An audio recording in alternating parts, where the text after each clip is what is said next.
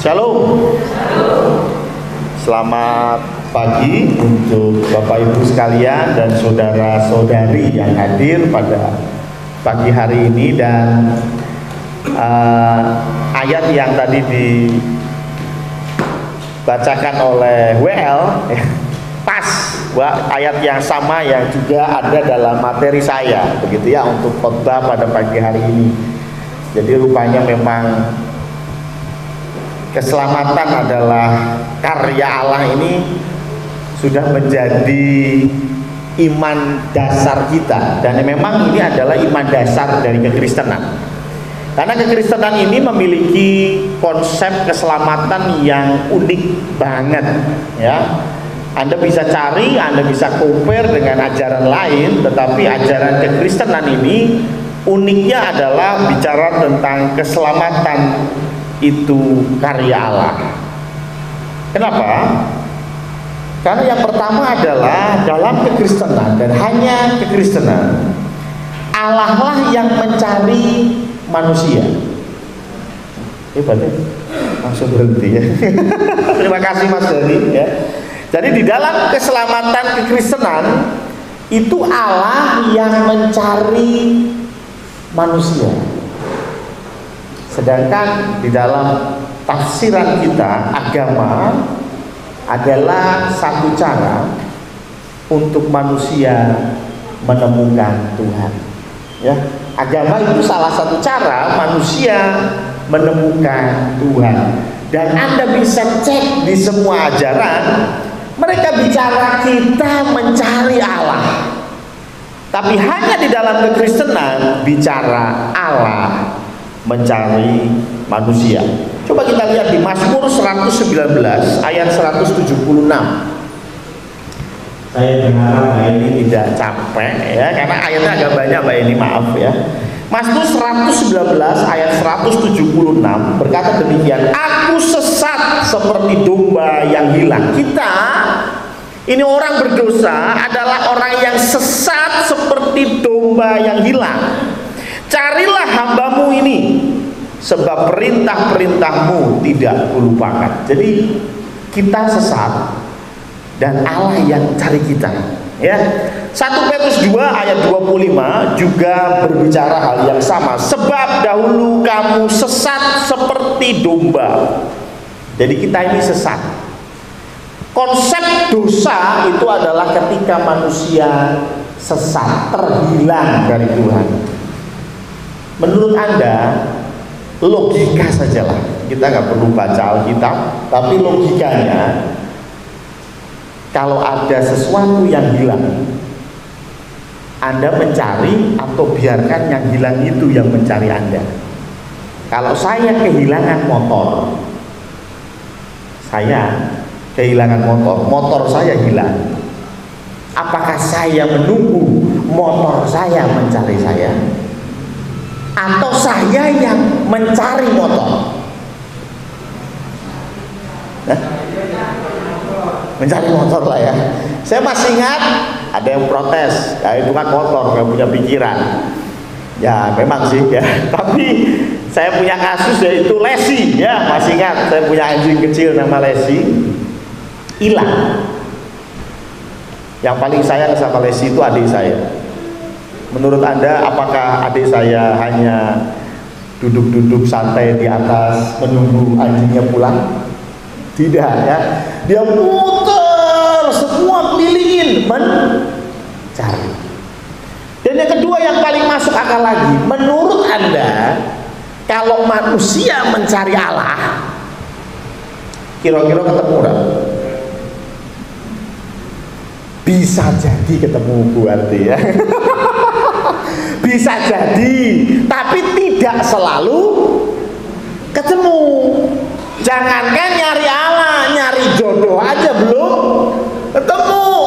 Boro-boro cari Allah, betul? Cari handphone yang hilang aja belum tentu ketemu, apalagi cari Allah. Ya bisa sih, mungkin, tapi kemungkinan untuk ketemu kecil banget. Sekarang saya balik, kalau Allah yang mencari kita, ketemu nggak? Pasti ketemu atau mungkin ketemu? Pasti ketemu. Kalau Allah yang cari kita, pasti ketemu. Tapi kalau kita yang cari Allah, ya kemungkinan kecil banget begitu ya untuk kita menemukan Allah. Itu logika sederhana. Itulah mengapa di dalam ajaran kekristenan Allah yang mencari manusia, bukan manusia yang mencari Allah. Ditambah lagi, yang namanya manusia itu sudah tersesat dan kita tidak punya keinginan untuk mencari Allah. Saya kasih contoh, Yesaya 53 ayat 6. Yesaya 53 ayat 6 berkata, kita sekalian sesat seperti domba. Tadi sudah dibahas. Masing-masing kita mengambil jalannya sendiri. Jadi kita ini udah sesat, tapi kita nggak sadar kalau sesat, dan kita tambah tersesat. Kalau kondisi seperti ini mungkin ya kita menemukan Allah? Nggak mungkin. Itulah mengapa Lukas 19 ayat 10 berkata demikian. Sebab anak manusia, siapa itu anak manusia? Tuhan Yesus Kristus datang untuk mencari dan menyelamatkan yang hilang. Tuhan Yesus datang itu bukti bahwa Allah mencari manusia, bukan manusia yang mencari Allah. Jadi ini yang keunikan pertama. Yang namanya keselamatan, kita masuk surga, itu karya Allah. Kenapa? Karena Allah yang mencari manusia. Anda boleh cari di agama apapun, ajaran apapun, mereka akan berkata kita berusaha berbuat baik sebaik mungkin, menghilangkan keinginan kita. Betul ya? Karena ada ajaran yang mengatakan bahwa dosa berasal dari keinginan. Semakin banyak keinginan, semakin banyak berbuat dosa. Betul ya? Ya kelihatannya betul ya. Betul ya? Pengen handphone, belum begal, gitu ya. Ya, pengen jalan-jalan, nggak punya duit, makanya nyopet, kan begitu ya. Jadi dosa itu muncul dari keinginan, ya betul juga sih. Tapi jangan salah. Apakah mungkin kita menghilangkan keinginan kita? Kita manusia. Semut pun kalau diinjak akan marah. Ada perasaan, ada keinginan. Kalau kita nggak boleh punya keinginan, ya kita nggak boleh jadi pribadi. Masih ingat ya, beberapa minggu yang lalu saya bicara tentang pribadi. Nah, keselamatan adalah karya Allah, karena Allah yang punya inisiatif untuk mencari manusia. Nah, setelah ketemu Jurbi, setelah ketemu bagaimana? Kita ini domba-domba yang tersesat, kita ini berdosa di hadapan Tuhan. Ketemu sama Tuhan, terus bagaimana? Kita harus paham tentang keadilan Allah. Allah itu Allah yang adil. Ayub 10 ayat 14. Ayub 10 ayat 14 berkata, kalau aku berbuat dosa, maka Allah akan mengawasi aku, dan engkau tidak akan membebaskan aku daripada kesalahanku. Adil ya? Kalau Anda salah, Anda berdosa, Allah tidak akan membebaskanmu. Ada hukuman yang harus engkau tanggung.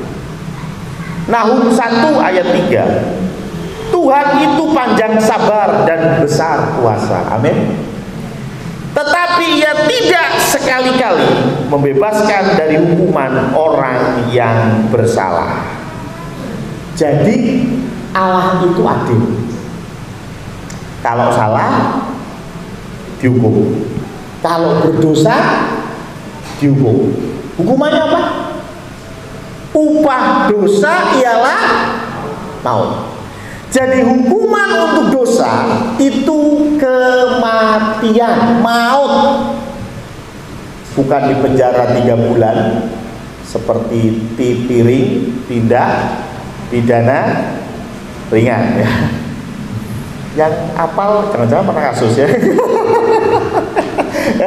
Kalau piring paling 3 bulan sudah ya, apalagi sekarang polisi sudah pakai pendekatan yang baru ya. Mereka tidak lagi dikit-dikit tangkap masuk bui ya. Sekarang didiskusikan. Kalau bisa cara damai pakai materai, oh boleh ya. Dan saya pikir itu ada bagusnya juga, karena kebanyakan masukin penjara malah penjaranya penuh, pemerintah yang openi ya, jadi susah juga ya. Ketika sudah bisa dinegosiasikan, bisa aman, oke, sudah beres, kasih stempel, tanda tangan, minta maaf, selesai ya. Tapi sekali lagi yang namanya dosa nggak semudah itu. Anda nggak bisa menyelesaikan dosa dengan stempel 10.000, materai 10.000, nggak bisa. Dosa hukumannya adalah maut. Tapi di sisi lain, Allah kita bukan hanya bicara adil, Allah kita bicara kasih. Mazmur 103 ayat 8. Tuhan adalah penyayang dan pengasih, panjang sabar dan berlimpah kasih setia. Tidak selalu ia menuntut dan tidak untuk selama-lamanya ia mendendam. Waduh, luar biasa ya.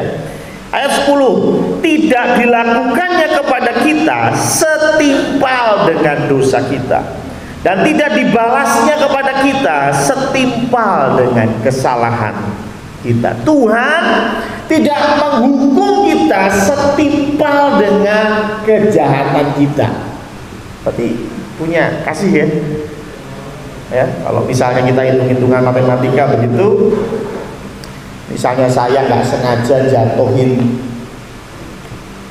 TV-nya Pak Marno, LCD jatuh, rusak. TV itu harganya 3 juta. Pak Marno marah, aduh Mas Yoyo ini badannya kegedean sampai nyenggol TV, ya kan? Wes ganti rugi. Tapi Pak Marno ya kasihan. Mesake adu-adu tekan ini itu. Kon ngenteni TV ya wes. Ini harga TV 3 juta, tapi karena saya punya kasih, wes bayar 600.000 aja. Tahu ya? Jadi kita diberi hukuman tidak setimpal dengan apa yang harusnya kita tanggung. Berarti Allah itu punya kasih? Punya kasih ya.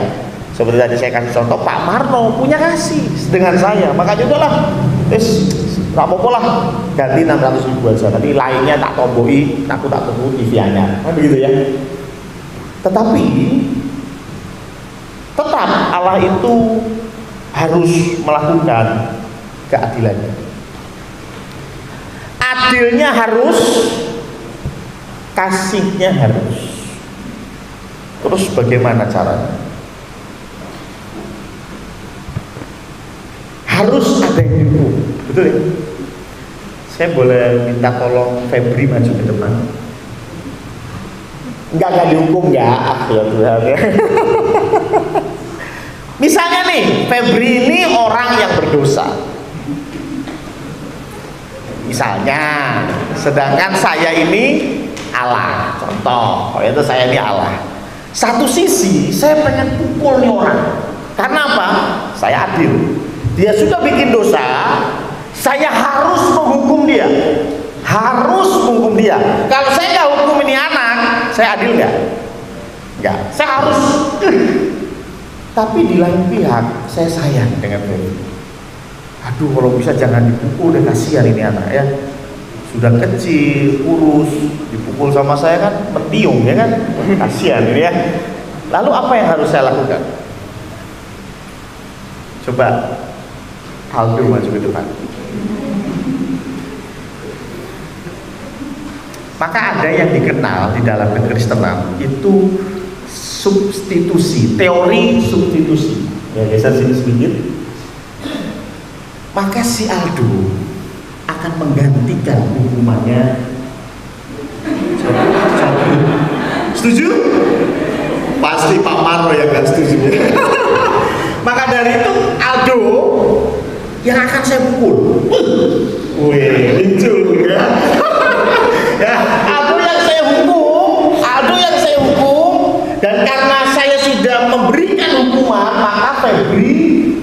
tidak lagi kena hukuman. Saya mau tanya, adilkah saya? Kasih pasti, itu saya punya kasih. Tapi adilkah saya? Tahu kenapa? Gak adil. Saya nggak bersama. Iya, pinter. Loh, saya kan nggak salah, Pak. Betul ya? Aduh bilang, loh Pak, saya salah apa? Saya nggak ada apa-apa, disuruh maju terus dipukulin. Yang salah itu Febri. Kok yang dipukul Aldo? Adil? Tidak adil. Ya lagi. Kalau itu terjadi, saya bilang Allah tidak adil. Dan puji Tuhan itu tidak terjadi. Kenapa? Tuhan tidak memilih satu orang untuk menanggung hukuman. Bagaimana supaya adil? Saya yang terima hukuman. Terima kasih saudara. Itulah mengapa kalau Tuhan Yesus itu bukan Allah. Saya lagi ya. Kalau Tuhan Yesus itu bukan Allah, maka Allah tidak adil. Setuju? Kalau Allah menciptakan, tanda kutip, ada orang-orang yang bilang Tuhan Yesus itu ciptaan. Oke lah. Kalau Allah menciptakan Tuhan Yesus hanya untuk menanggung dosa, saya mau bilang Allah tidak adil. Di manakah keadilanmu? Di manakah kasihmu? Memang dia kasih dengan Febri, kasih dengan Febri, adil dengan Febri, tapi tidak punya kasih dengan Aldo. Tidak punya kasih, tidak punya keadilan dengan Allah. Jadi kalau ada yang bilang bahwa Tuhan Yesus itu bukan Allah, saya mau tanya balik. Lalu keadilan Allah di mana? Allah baru adil ketika dia tanggung sendiri hukuman kita. Amin. Nggak usah berdebat masalah ini. Tunjukin satu ayat Tuhan Yesus itu Allah atau bukan. Logika sederhana kita bisa tahu keadilan Allah dinyatakan dengan dia sendiri yang menanggung hukuman. Makanya Yesaya 53 ayat yang keempat. Tetapi sesungguhnya penyakit kitalah yang ditanggungnya, dan kesengsaraan kita yang dipikulnya. Padahal kita mengira dia kena tulah, dipukul dan ditindas Allah. Ayat kelima, tetapi dia tertikam oleh karena pemberontakan kita, dia diremukkan oleh karena kejahatan kita. Ganjaran yang mendatangkan keselamatan bagi kita ditimpakan kepadanya, dan oleh bilur-bilurnya kita menjadi sembuh. Dan sekalian sesat, kita sekalian sesat seperti domba, masing-masing kita mengambil jalannya sendiri, tetapi Tuhan telah menimpakan kepadanya kejahatan kita sekalian. Allah sendiri menjadi manusia dan semua dosa ditimpakan kepadanya. Itu baru adil. Ini tidak pernah dipikirkan oleh manusia. Ini hikmat Allah. Bagaimana Allah menjalankan keadilan dan kasihnya berbarengan. Jadi yang pertama, Allah yang mencari kita. Tapi yang kedua, setelah ketemu, Allah siapkan dirinya sendiri untuk menanggung dosa kita. Makanya Tuhan Yesus harus mati nggak? Harus. Ingat tadi awal, hukuman dosa itu apa? Maut. Harus mati. Ada yang tanya ke saya, aduh Pak Pendeta, aduh Tuhan Yesus tolol sekali. Kenapa tolol? Kok katanya dia Allah, kok mau-maunya mati? Kalau dia Allah, harusnya dia bisa membebaskan diri, nggak jadi digantung. Kalau dia memang Allah, lembok, ada orang di luar begitu, Yesus, kamu gantikan saya. Wajahnya diserupakan dengan Tuhan Yesus. Bisa nggak? Bisa. Tapi saya mau bilang, kalau itu terjadi, Tuhan Yesus sudah bilang, saya datang itu untuk apa? Aku datang untuk menyerahkan nyawaku untuk menebus dosa umat manusia. Jadi Yesus itu datang bukan untuk piknik, dan di tengah-tengah piknik dia ketangkep Romawi dan disalib. Enggak, memang dari awal Yesus datang untuk mati.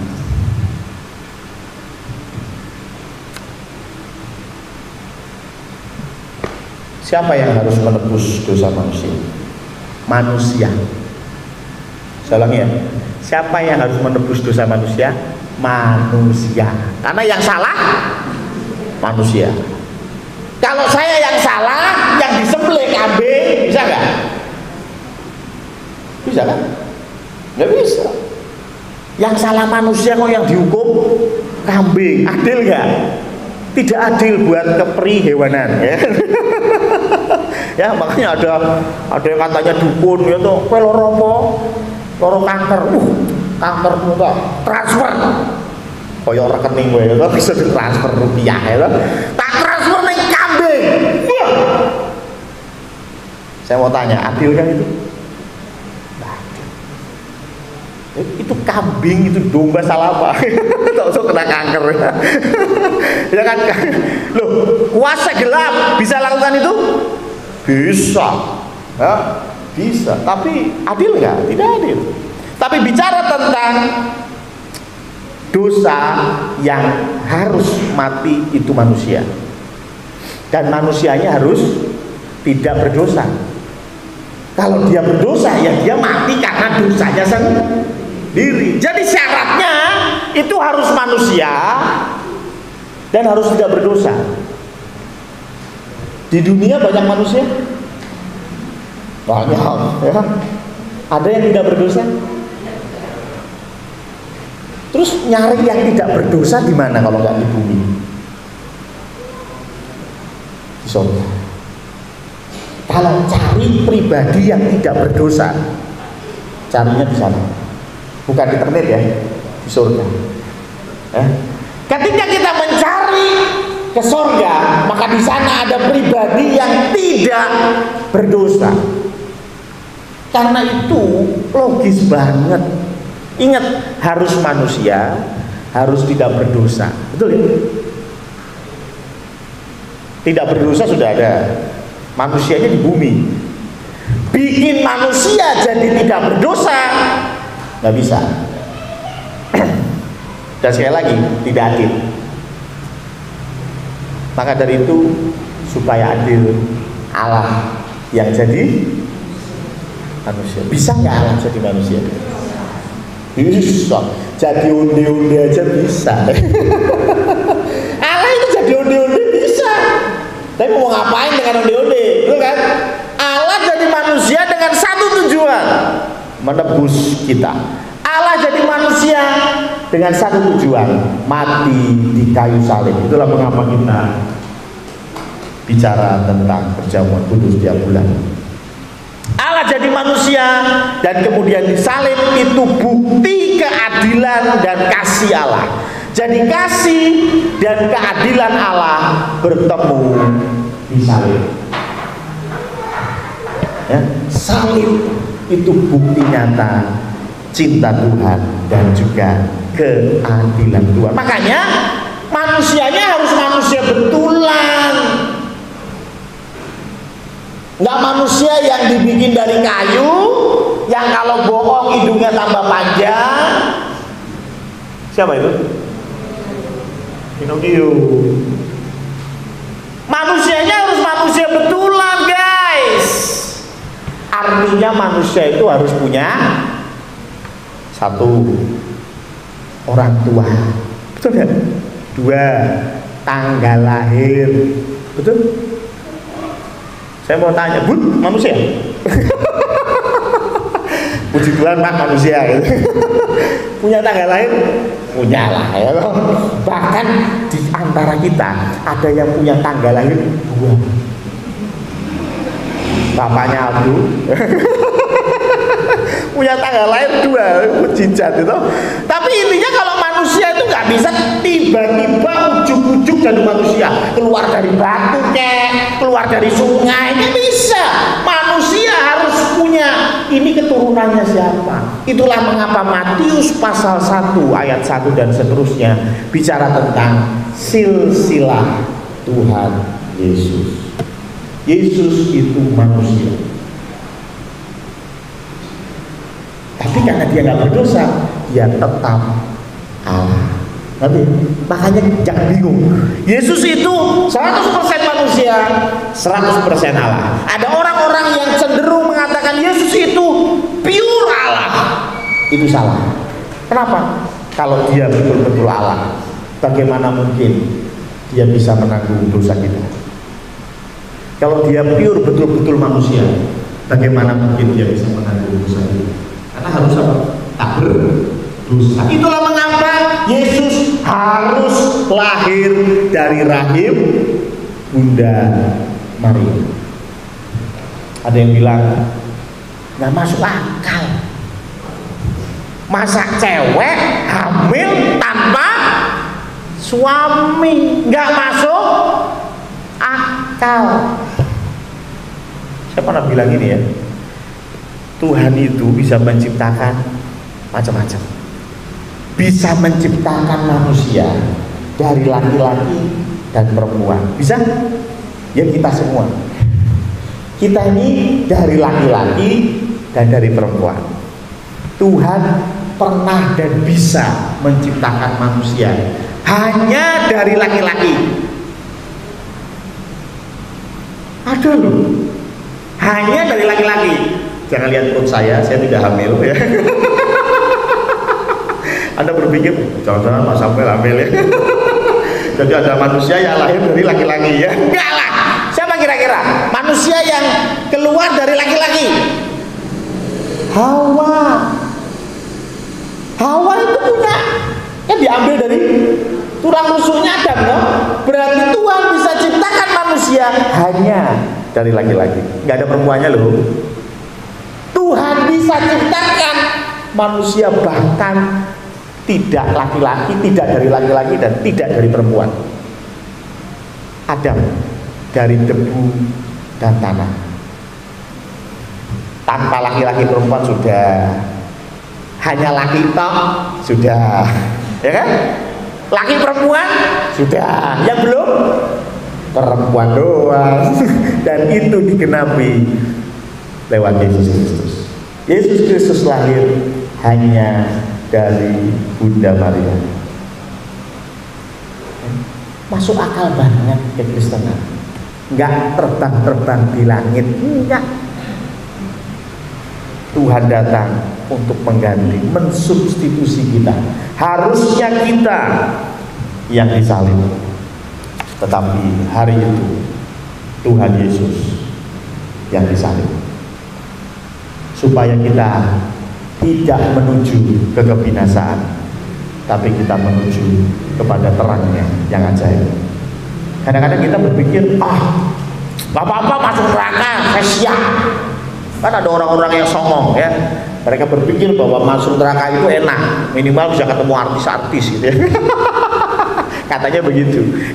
Firman Tuhan memang tidak pernah membahas neraka secara detail, tapi ditulis bahwa neraka itu ada siksaan yang tidak berhenti. No rest in hell.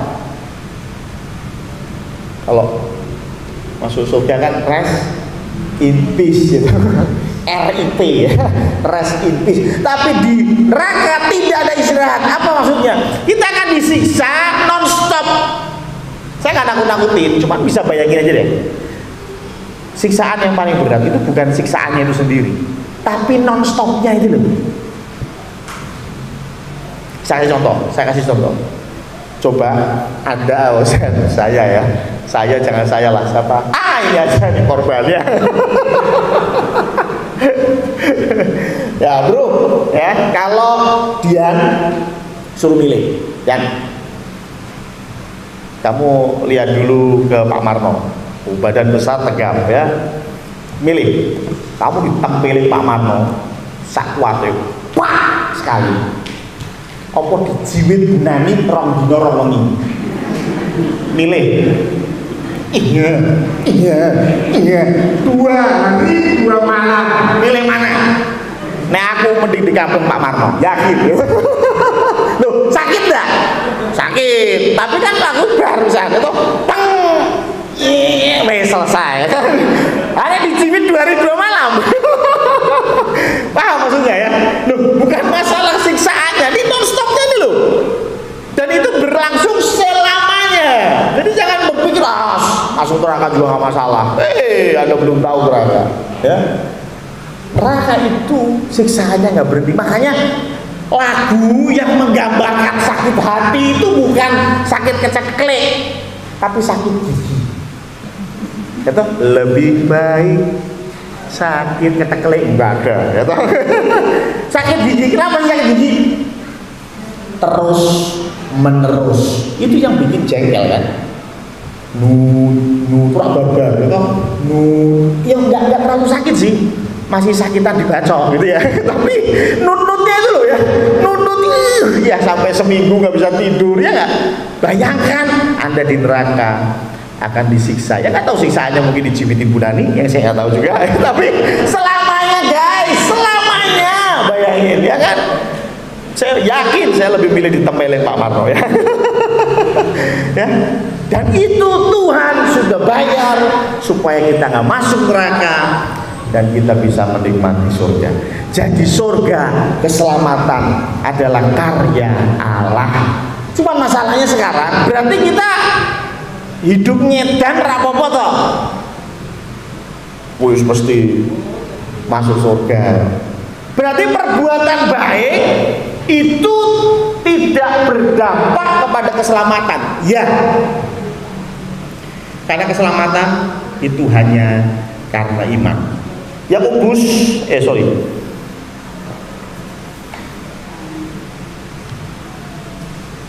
Yohanes 16 Yohanes Efesus 2 ayat 8 tadi dibacakan oleh sebab karena kasih karunia kamu diselamatkan oleh iman, itu bukan hasil usahamu tetapi pemberian Allah. Ayat yang ke-9, itu bukan hasil pekerjaanmu, jangan ada orang yang memegahkan diri. Jadi kita selamat karena iman, bukan karena berbuat baik. Berarti adakah andil kita di dalam keselamatan? Saya percaya nggak ada. Tapi kadang ada yang ngeyel. Loh, bukankah Yohanes 3 ayat 16 berkata, karena begitu besar kasih Allah, barang siapa yang percaya. Berarti kan ada syaratnya dong. Syaratnya apa? Percaya. Percayaannya apa? Iman. Sama persis toh, percaya itu kan iman. Berarti kalau kita nggak punya iman, nggak selamat dong. Ya iyalah. Loh, berarti kan kita punya andil di dalam keselamatan. Bagaimana jawabnya? Waktu hari Sabtu 2 minggu yang lalu, seminggu yang lalu ya, saya bicara keselamatan itu sudah dibayar lunas oleh Allah. Amin. Saya kasih contoh permisalan adalah voucher. Misalnya nih, Pak Marno pergi ke Indonesia ya. Beli voucher 100.000, Pak Marno bayar di sana 100.000, Pak Marno dapat vouchernya 100.000. Terus Pak Marno kasihkan voucher itu ke saya. Pak Pendeta, ini ada voucher Indonesia 100.000. Saya terima. Saya mau tanya, berarti sudah dibayar belum? Dan dibayar lunas. Betul ya?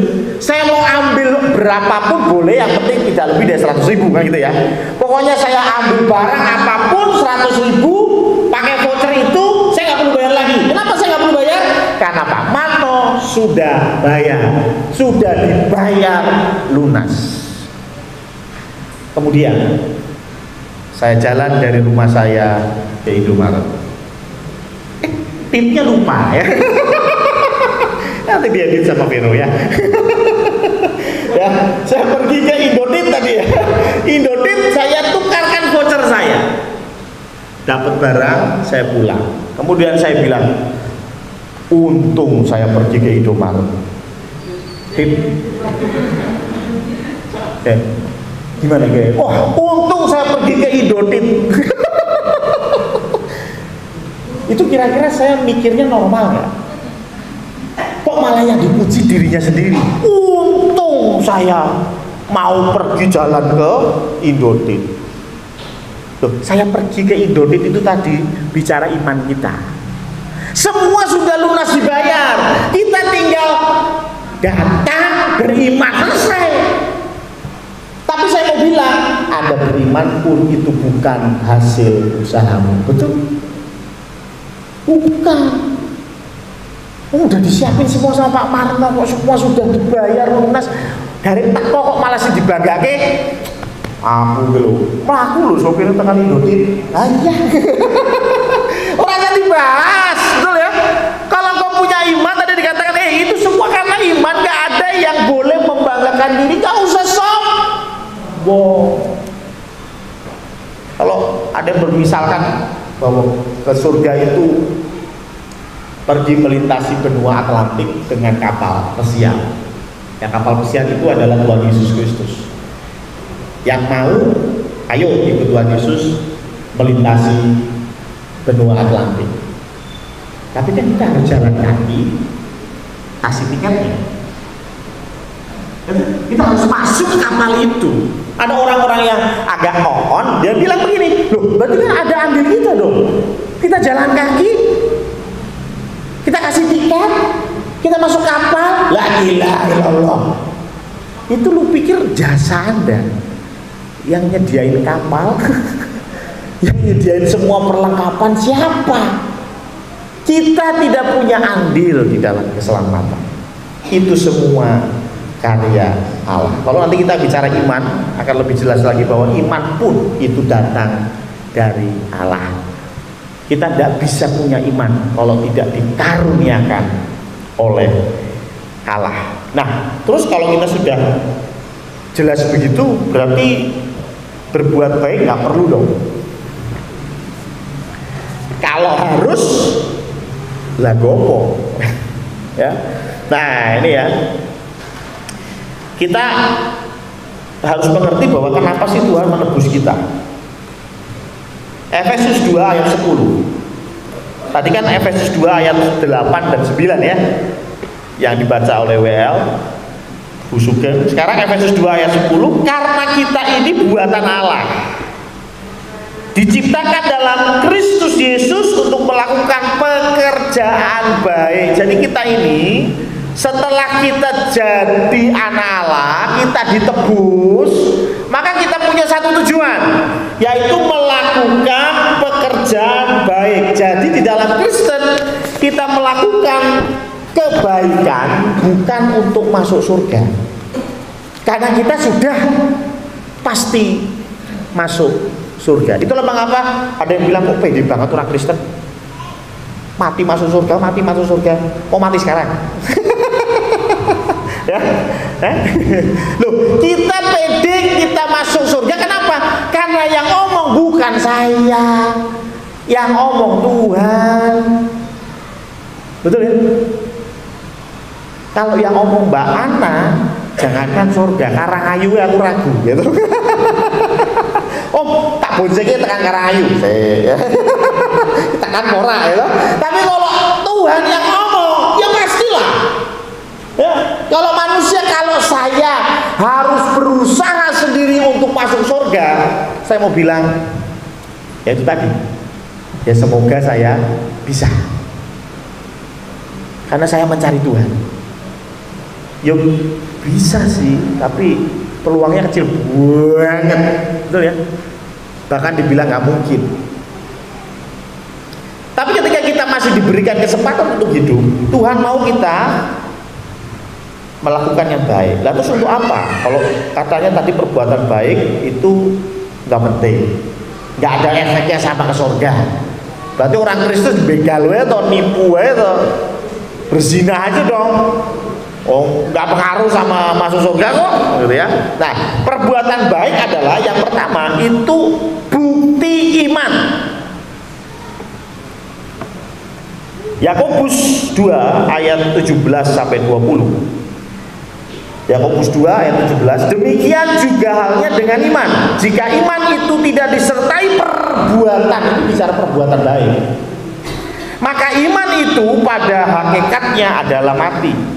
Tetapi mungkin ada orang berkata, padamu ada iman dan padaku ada perbuatan. Aku akan menjawab dia, tunjukkanlah kepadaku imanmu itu tanpa perbuatan, dan aku akan menunjukkan kepadamu imanku dari perbuatan-perbuatanku. Engkau percaya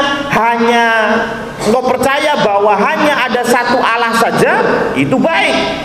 Tetapi setan-setan pun juga percaya akan hal itu, dan mereka gemetar. Hai manusia yang bebal, maukah engkau mengakui sekarang bahwa iman tanpa perbuatan adalah iman yang kosong? Jadi perbuatan baik itu menandakan bahwa kita sudah ditebus. Karena konsep Kristen, ketika kita sudah ditebus, maka kita akan menjadi ciptaan baru.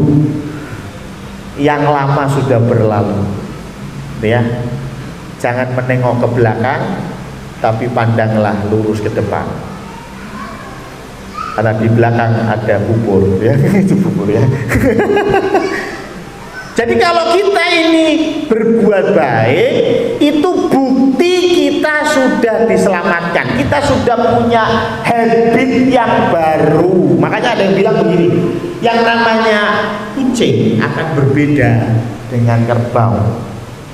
Ketika kucing kecemplung lumpur, dia akan berusaha keras untuk keluar dari lumpur. Tapi kalau kerbau masuk ke lumpur, keluar nggak? Malah pasang status, cepet, gue di lumpur loh guys, gitu kan? Loh, saya mau bilang apa? Kalau Anda bilang, oh aku sudah ditebus, aku anak Allah, tunjukkan buktinya. Apa buktinya? Perbuatanmu. Gampangnya begini, saya nggak bilang kalau engkau sudah jadi anak Allah, engkau sudah dimeteraikan oleh Roh Kudus, masih ingat ya? Kemarin saya bicara tentang itu. Kalau kita sudah dimeteraikan oleh Roh Kudus, kita nggak bakal berdosa lagi. Saya nggak bilang begitu. Samuel Priyautomo bisa nggak berdosa? Bisa. Kejam banget kalian. Ya bisa lah, ya bisa. Tapi bedanya apa sih? Kita tidak nyaman ketika kita hidup dalam dosa. Ada orang-orang ya di luar sana, bukan di sini, berdosa itu malah bangga. Coba, berdosa itu bangga. Pergi jalan-jalan sama gebetannya, padahal di rumah udah punya istri. Yo, maksudnya gini loh. Ya, kalau Anda nggak nyaman, ya wis lah, sembunyi-sembunyi saja sudah ya. Saya nggak ngajarin. Cuman dari sini kan kelihatan, kalau udah gandengnya itu sama cewek simpenan, lu foto, lu posting, jadiin apa Facebook, status di Facebook, gila lu bro.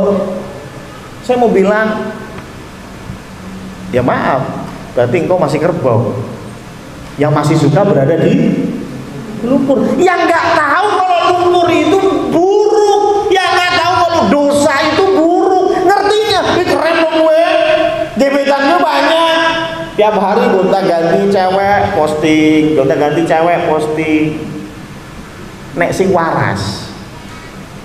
Kalau anak Tuhan, malu gak? Malu lah. Dan setelah malu, bertobat. Gitu toh? Makanya saya bilang kalau kita sudah jadi anak Allah, buktinya apa? Berbuat baik. Bisa nggak kita kejam? Ya bisa sih. Tapi begitu kita melakukan sesuatu yang nggak baik, kita tuh nggak nyaman gitu. Ya. Nggak terus cerita, tadi pagi ada pengemis ke rumah saya, tak tempelin, mayu deh men. Aku cerita gitu sambil bangga. Paham ya? Wah saya tuh naik motor, set BR, jengking ini, ya kan? Ada yang nyelip saya, set, nggak terima saya. Langsung kenal potnya tak setting si suaranya banter. Tahu ya, tak gebrak, medun. Sangar aku. Loh. Saya jadi bertanya, jangan-jangan dia masih kebun. Paham ya? Loh kalau kita sudah diperbaharui jadi ciptaan baru, Paulus bilang yang lama sudah berlalu. Ya iya, Anda bisa salah seperti itu bisa, tapi ceritanya kan beda. Aduh Mas Soyo, aku wingi iki tersulut emosi. Aku jane ra pengen ngono, cuman pas parah emosi lho. Ditakoni bulan-bulan kok tak gebrak meja. Tapi yo mesake wong yo konten lho, paham ya? Ini beda, walaupun sama yang kita lakukan. Tapi ada penyesalan di dalam diri, ada ketidaknyamanan di dalam diri, itu bukti engkau sudah berubah.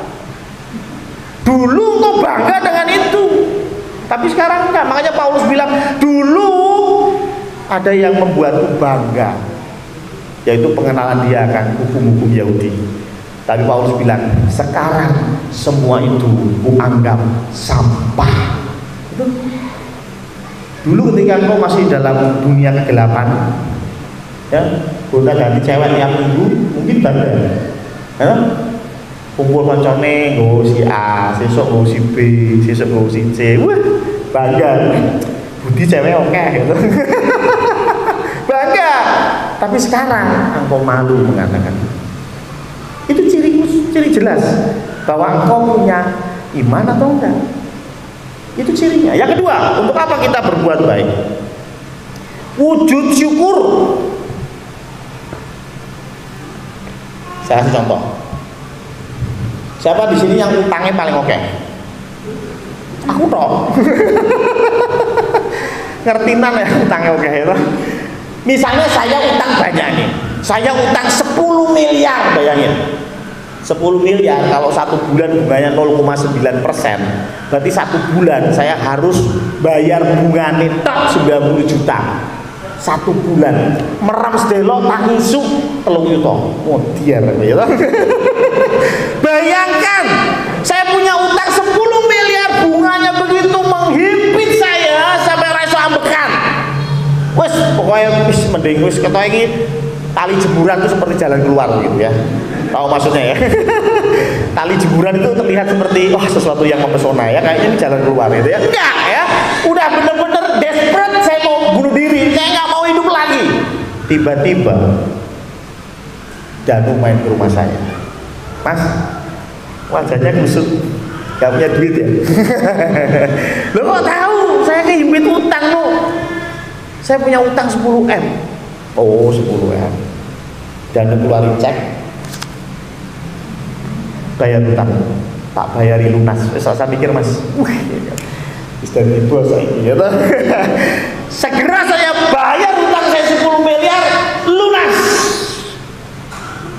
Besoknya Danu telepon saya, mas saya di rumah. Iya mas, aku njaluk tolong terkait aku neng kantor ya, ini motor rusak. Terus saya bilang, kerasudi kira-kira gitu. Danu medun lho parang gitu. Wingi bartange 10 miliar, saiki kon ngeterno aku ning kerjaan kon Pak motor ra gelem. Wah, lah ini bener enggak? Saya pasti bilang apa? Oh siap. Enggak cuma siap, siap, ya kan? Loh, kemarin baru dibayar 10 miliar loh utang saya. Yang tadinya saya nggak bisa tidur mikirin bungane. Saya iso turu sampe ngiler-ngiler. Bayangin, Danu cuma minta tolong, mas terkait aku nih kerjaan. Oh siap. Rasa dino ini bendino gitu loh, tak pergi, tak gendong perlu gitu. 10 miliar bos, ya kan? Paham maksud saya? Ya, bahkan kalaupun sesuatu yang mungkin sedikit lebih besar. Mas Yoyo, tolong tukoke aku di Samsung. Oh, gampang deh, ora masalah kuwi. Rasa tuku omahku yo ono. Ora ngono, Mas. Di Samsung iki ning Jogja. Menurut Anda, wajarnya aku mau nggak disuruh? Ya mahal lah. Sini Jogja, tuku di Samsung, ora masalah. 10.000 bos. Paham ya? Paham ya? Kita ini sudah ditebus sama Tuhan. Kita sudah ditebus, harganya sudah lunas dibayar. Tuhan nyuruh apa sih? Ampuni musuhmu. Kecil. Harusnya kecil. Kalau kita lihatnya musuh kita, jadi gede. Jangan lihat musuh kita, lihat Tuhan yang memberi keselamatan. Betul? Saya pernah disakiti orang, hatiku hancur berkeping-keping, rontok sudah. Ya toh? Nek kaya ning filmnya Avenger itu pas ketika Thanos menjentikan jari, langsung musnah, gitu ya. Hancur. Kalau saya lihat orangnya, saya bilang itu aja nggak bisa ngampuni. Betul nggak? Loh, kita manusia kok. Betul? Nggak bisa ngampuni Tuhan. Jangan lihat orangnya, lihat siapa? Lihat Sang Pemberi keselamatan. Dia sudah kasih kita dan harganya sudah lunas dibayar. Ketika Tuhan suruh, kasih perpuluhan. Kasih perpuluhan ke rumah Tuhan. Tuh lihat di warta jemaat, panitia tekor. Ya? Oh enggak tekor ya. Di situ ada saldo ya. Panitia masih butuh biaya. Ya. Tuhan bicara dalam hati, beri. Gampang nggak? Mungkin kalau lihat kelakuan panitia, abot. Panitiane sapa tuh? Ketuane Samuel. Ayah. Ketuane wong iki paling isine mau jalan-jalan tok ya. Wes, pasang iki panitia. Pengennya ngono, betul nggak? Kalau kita lihat panitianya, mungkin kita nggak mau ngasih. Mungkin, ya toh? Jangan lihat panitianya, lihat siapa? Tuhan. Betul nggak? Kalau ada pengemis di jalan, Anda mau kasih dia berkat, jangan lihat pengemisnya, lihat Tuhan. Engkau sudah dibayar lunas, surga itu sudah di tangan, dan itu semua bukan hasil usaha kita. Kita tinggal naik tok. Naik orang karu-karuan. Jadi yang kedua, kita berbuat baik itu wujud syukur kita di hadapan Tuhan. Dan yang ketiga, yang terakhir, kita berbuat baik untuk mengumpulkan upah di surga. Nah ini baru kita bicara.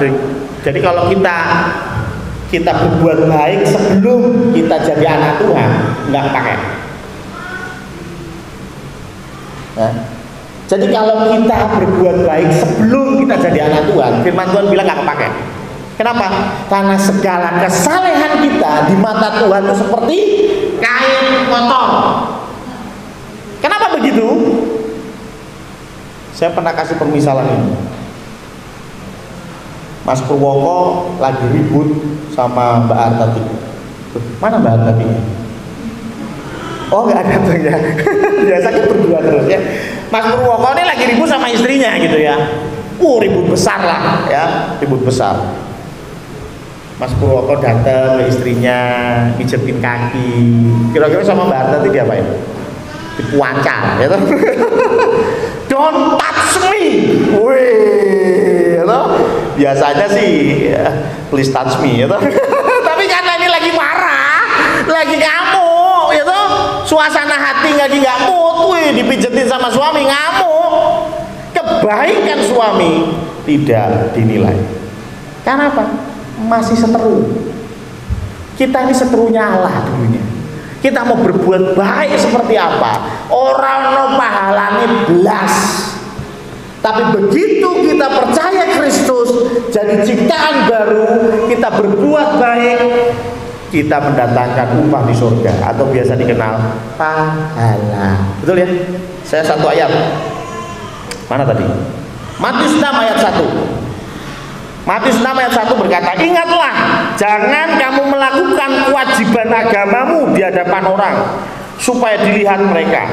Karena jika demikian, kamu tidak beroleh upah dari Bapamu yang di surga. Jadi, kalau kita show off, kita pamer, kita melakukan kebaikan, kita pamer, Tuhan bilang apa? Nggak dapat upah. Berarti kalau kita melakukan kebaikan dengan tulus hati, dapat upah. Makanya ada lagu anak-anak sekolah minggu, upahmu besar di surga, oh haleluya. Ya benar ya, puji Tuhan. Itu lagunya, depannya saya lupa ya. Pokoknya ada upah besar di surga, dan itu adil. Kenapa saya bilang adil? Masa sih yang disalib di sebelah Tuhan Yesus sesaat sebelum dia mati, dia bertobat, masuk surga? Mosok upaya foto ibu hati sing kalah kabur musik gereja pasti beda, beneran.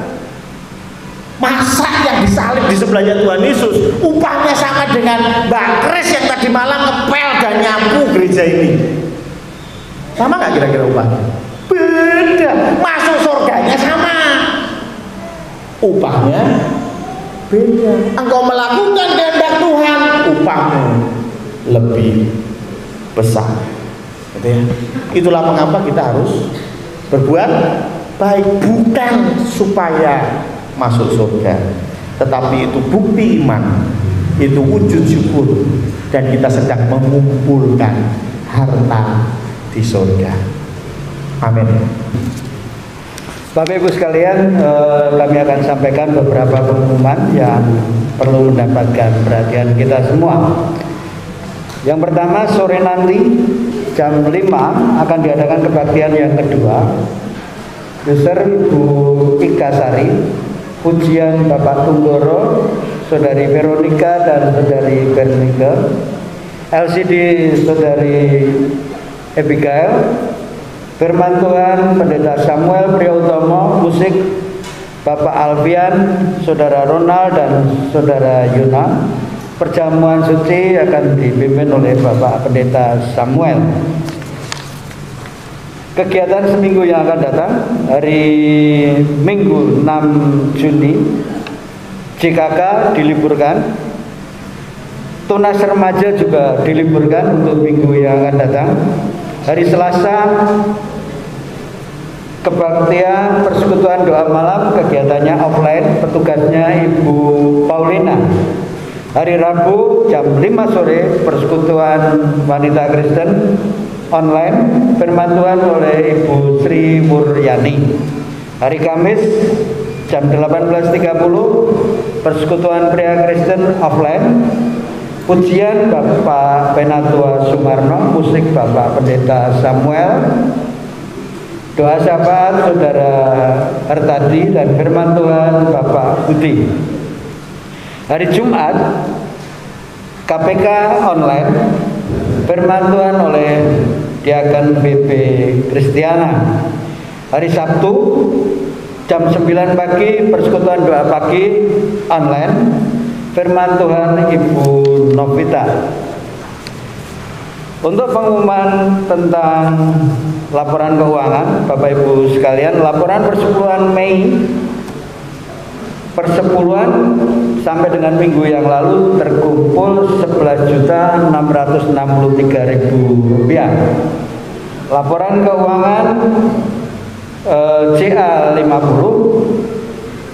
masih terdapat saldo minus Rp495.500. Bapak Ibu sekalian, akan kami sampaikan laporan panitia CA 50 dalam bentuk total saja.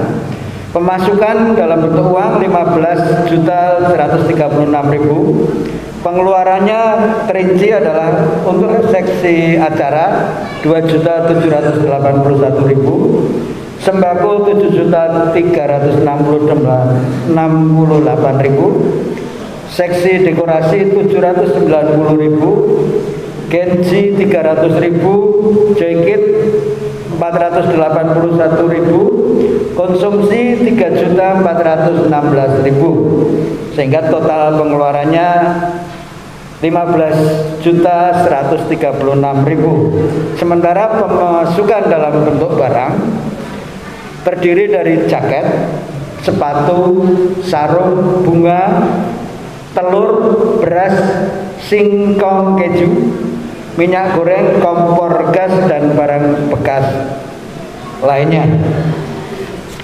Bapak Ibu sekalian, untuk jadwal minggu depan, kebaktian yang pertama pada tanggal 13, user Bapak Ibu Yakob Suparjo, pujian Ibu Wahyu, Ibu Tika dan Saudara Riki, LCD Saudari Risma Rusanda, firman Tuhan Pendeta Samuel, pengumuman dan doa Bapak Ibu Bapak Purwoko, musik Saudara Veronica, Bapak Danu dan Bapak Elisa, dan juga Bapak Eko Budi. Beberapa pengumuman yang kami sampaikan. Terakhir adalah warta khusus. Minggu ini kita semua memasuki minggu yang pertama bulan Juni. Oleh karena itu sidang jemaat diberi kesempatan untuk mengembalikan persepuluhan dan juga memberikan menerima perjamuan kudus.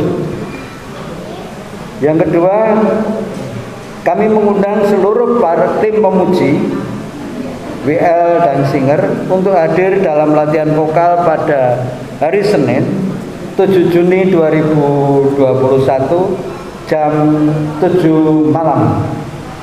Yang ketiga, Gereja Isa Al-Masih Condrokusuma membuka kesempatan bagi jemaat yang rindu untuk melayani dalam kepanitiaan Hari Baru 2021. Bagi jemaat yang rindu untuk bergabung dapat menghubungi Pendeta Samuel atau Diaken BB Kristiana. Selanjutnya, kami mengundang seluruh tim PAW untuk hadir dalam fellowship pada hari ini, Minggu 6 Juni 2021 pukul 9 waktu Indonesia Barat. Selanjutnya, kami Gembala Sidang dan seluruh majelis Gereja Isa Al-Masih mengucapkan banyak terima kasih kepada seluruh jemaat GEA Condrokusumo serta sahabat-sahabat Yuk Mengajar yang telah mendukung seluruh rangkaian acara GA50 baik melalui dana maupun doa. Kiranya Tuhan memberkati Bapak Ibu Saudara semua. Saya kira itu yang perlu mendapat perhatian kita semua. Kiranya Tuhan memberkati. Amin.